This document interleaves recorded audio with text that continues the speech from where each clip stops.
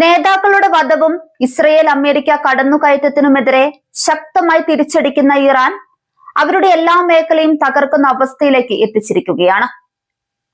ആയുധപരവും സൈനികപരവും മാത്രമല്ല, ഇപ്പോൾ സാമ്പത്തികമായി കൂടി അമേരിക്കയ്ക്കും ഇസ്രയേലിനും കനത്ത തിരിച്ചടിയാണ് ഇറാൻ നൽകിക്കൊണ്ടിരിക്കുന്നത്.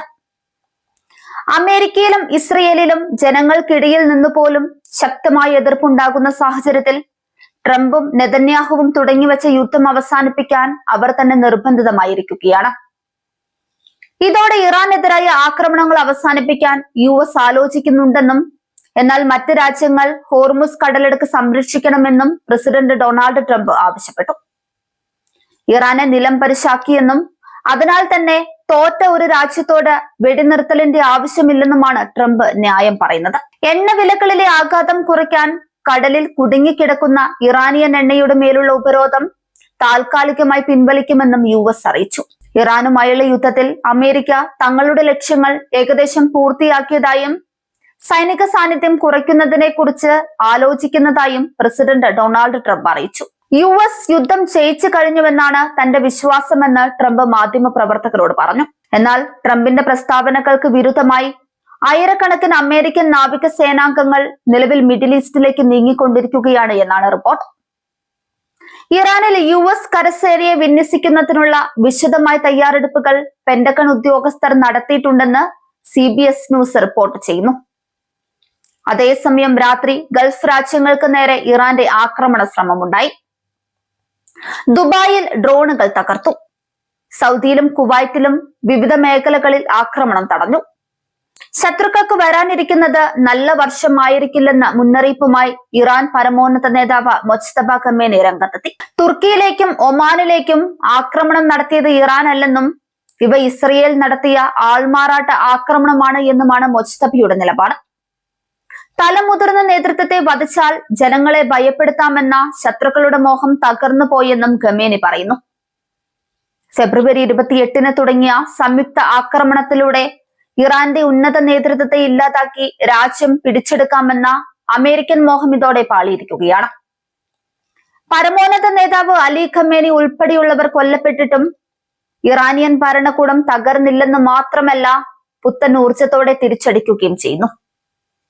മൊജ്തബ ഖമേനിയുടെ നേതൃത്വത്തിൽ ഇറാൻ കൂടുതൽ കരുത്തുറ്റ പ്രതിരോധം തീർക്കുന്നത് ട്രംപിന്റെ കണക്കുകൂട്ടലുകൾ തെറ്റിച്ചു. നേതാക്കളെ വധിച്ചാൽ രാജ്യം തകരുമെന്ന ഇസ്രയേൽ തന്ത്രം ഇവിടെ ഫലിച്ചില്ല. ഇറാനിലെ ജനങ്ങൾ തെരുവിലിറങ്ങി ഭരണകൂടത്തെ അട്ടിമറിക്കുമെന്ന് കരുതിയവർക്ക് തെറ്റി. പകരം വിദേശാധിപത്യത്തിനെതിരെ രാജ്യം ഒന്നടങ്കം അണിനിരക്കുന്ന കാഴ്ചയാണ് കാണുന്നത്. ഭരണമാറ്റം എന്ന അമേരിക്കൻ ലക്ഷ്യം വെറും പാഴ്വാക്കായി അവശേഷിക്കുന്നു. സൈനിക മേധാവിത്വമുണ്ടെന്ന് അഹങ്കരിക്കുന്ന അമേരിക്കയ്ക്കും ഇസ്രയേലിനും ഇറാന്റെ മിസൈൽ കരുത്തിനെ തളയ്ക്കാനായിട്ടില്ല. സെഡ്ജിൽ ബാലിസ്റ്റിക് മിസൈലുകളും ഡ്രോണുകളും ഉപയോഗിച്ച് മേഖലയിലെ അമേരിക്കൻ ആസ്തികൾക്കും സഖ്യകക്ഷികൾക്കും ഇറാൻ കൃത്യമായ മറുപടി നൽകുന്നു. ആകാശത്ത് യുദ്ധവിമാനങ്ങൾ വട്ടമിട്ട് പറക്കുമ്പോഴും നിലത്തുനിന്ന് ഇറാൻ നടത്തുന്ന പ്രത്യാക്രമണങ്ങൾ ശത്രുവിന്റെ ഉറക്കം കെടുത്തുകയാണ്. ഹോർമുസ് കടലിടുക്ക് എന്ന ആഗോള വ്യാപാരത്തിന്റെ ജീവനാഡി ഇറാന്റെ നിയന്ത്രണത്തിലാണ്. ലോകത്തിലെ എണ്ണ വിതരണത്തിന്റെ 1/5 തടസ്സപ്പെടുത്തിക്കൊണ്ട് ഇറാൻ നടത്തുന്ന തന്ത്രപരമായ നീക്കം അമേരിക്കൻ സാമ്പത്തിക വ്യവസ്ഥയെ പിടിച്ചുലയ്ക്കുന്നു. ഇത് വെറുമൊരു സൈനിക യുദ്ധമല്ല, മറിച്ച് ആഗോള വിപണിയെ മുട്ടുകുത്തിക്കുന്ന സാമ്പത്തിക യുദ്ധം കൂടിയാണെന്ന് ഇറാൻ തെളിയിച്ചു കഴിഞ്ഞു. ഇറാന്റെ പ്രതിരോധ സിദ്ധാന്തം അമേരിക്കയെ സംബന്ധിച്ചിടത്തോളം ഒരു ചതിക്കുഴിയാണ്. നേരിട്ടുള്ള യുദ്ധത്തിൽ വിജയിക്കാനായില്ലെങ്കിലും തോൽക്കാതിരിക്കുക എന്ന തന്ത്രത്തിലൂടെ ഇറാൻ അമേരിക്കയെ ഒരു നീണ്ട യുദ്ധത്തിലേക്ക് വലിച്ചിട്ടത്. എത്ര കാലം വേണമെങ്കിലും പോരാടാൻ തയ്യാറാണെന്ന ഇറാന്റെ പ്രഖ്യാപനം ട്രംപിന് നൽകുന്ന വലിയ മുന്നറിയിപ്പായിരുന്നു ഈ യുദ്ധം അമേരിക്കയെ രാജ്യാന്തര തലത്തിൽ ഒറ്റപ്പെടുത്തിയത്. ഇത് ഞങ്ങളുടെ യുദ്ധമല്ല എന്ന് ജർമ്മനിയെ പോലെയുള്ള സഖ്യകക്ഷികൾ പോലും തുറന്നു പറയുന്നത് അമേരിക്കയ്ക്ക് വലിയ തിരിച്ചടിയാണ്. ട്രംപിന്റെ യുദ്ധക്കൊതിയെ പിന്തുണയ്ക്കാൻ യൂറോപ്യൻ രാജ്യങ്ങൾ തയ്യാറാവാത്തത് ഇറാന്റെ നയതന്ത്ര വിജയമായി കണക്കാക്കാം. ഗൾഫ് മേഖലയിലെ അമേരിക്കൻ സൈനിക താവളങ്ങൾ ഇപ്പോൾ ഇറാന്റെ നിരീക്ഷണ പരിധിയിലാണ്.